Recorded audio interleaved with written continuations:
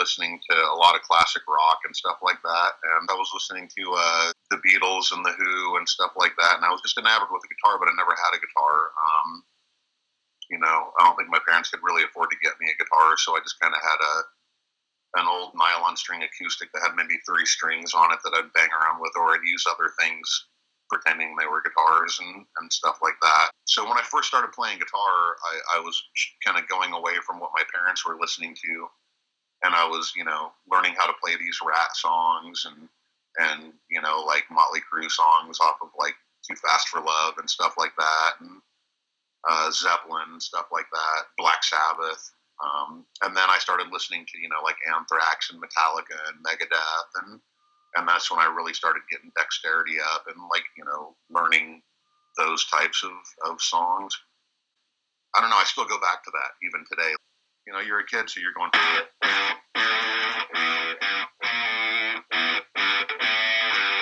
I remember I figured that out on this, this nylon string acoustic guitar, and I was all excited, and I showed my dad, and and that was cool and everything, but, the riff is actually... But I was in the neighborhood. So what was the first thing that inspired me to play guitar? The first riff? A lot of people ask me that, and most of the time I say, I don't know. I'm like in my 60s now. It was a long, long time ago. Like, I can't even remember what I had for breakfast this morning. You know why? Because I didn't have breakfast, dude. I woke up at 2 in the afternoon. Because I don't have a job, dude. I'm a heavy metal guy. And only people with jobs get up in the morning. Remember that shit. I digress. Let's go back to the riff. I do remember certain riffs inspiring me a lot. Like the first time I ever heard Smoke on the Water. I was a kid. My cousins put on the vinyl, okay, the vinyl. A lot of people have never seen vinyl in this day and age. Put a piece of vinyl on a goddamn record player and put that needle down and turn that motherfucking thing up to 10. And I heard this. It was way cooler sounding though, because I'm playing through an amp the size of I don't even know what that, it looks like an iPhone. It's a Fender Champ or some shit.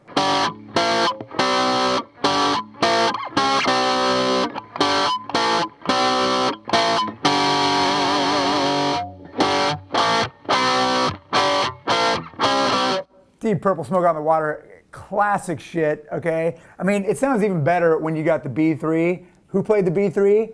John Lord, But Smoke on the Water, classic riff, inspired me to probably pick up the guitar and become a guitar player. I mean, there's tons of them, but I think the simplest ones, the old school ones that just stick in your head right off the bat, like there's nothing better than that Smoke on the Water riff. I think everybody knows it right off the bat. Get some killer riffs like the rock and roll riff from Zeppelin is killer, but that's a little more. You don't just pick up a guitar and play it. Right. You can pick up a guitar and do the Yeah.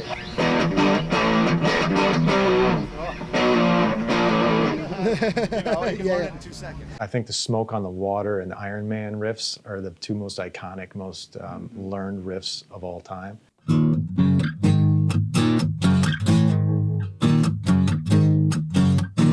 Yeah, they're simple stuff, power chords, but you never forget them once you hear them. This is a 1954 Fender lap steel.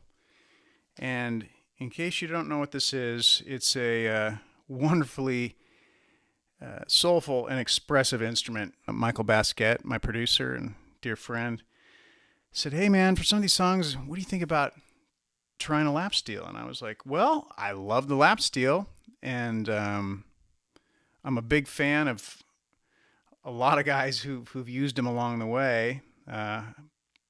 Sure, I'll give it a shot. I've never played it, but it should be interesting.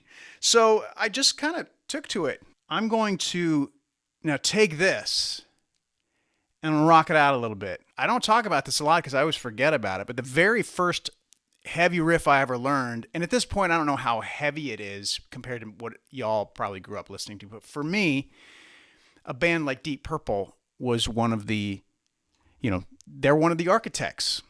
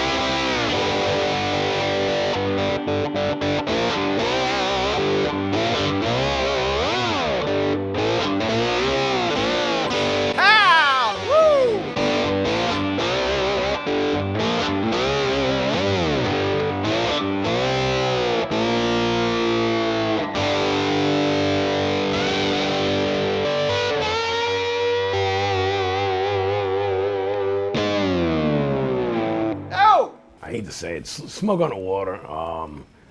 Of course, that was the first riff I really got into, and I was like, oh my God, this is heavy and all this kind of shit. You got to realize I'm almost 55 years old, so I'm from a way back older school.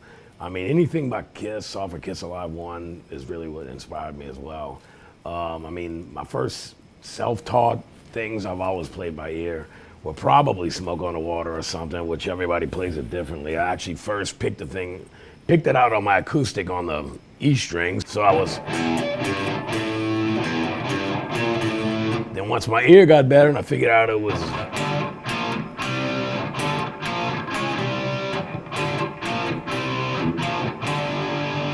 I think the first riff I properly learned to play though was like the classic first riff, which was "Smoke on the Water" by Deep Purple, and again I think I sort of figured it out on one string, like I've got it. I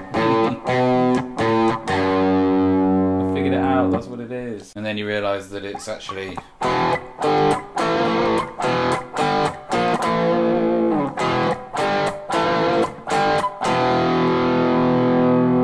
Doesn't sound the same without the bass line. Doesn't sound the same without the bass line. It doesn't sound the same without the hi-hats.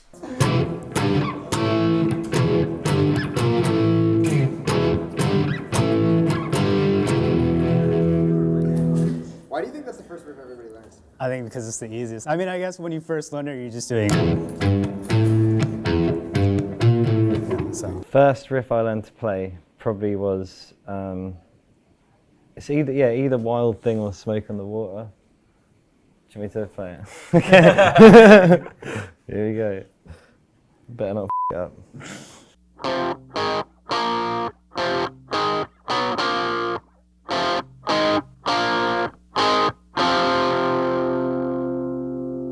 Sweet vibrato, brah. Yeah. I think if every electric guitarist is honest, it's either Smoke on the Water or Wild Thing. Yeah. First riffs, I was when I was a kid, back in the 80s.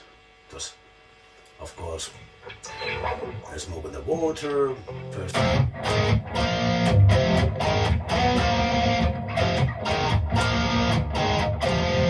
Yeah, the first riff I ever learned was definitely Smoke on the Water. I can remember that. It was on my sister's like 3/4 scale acoustic guitar. I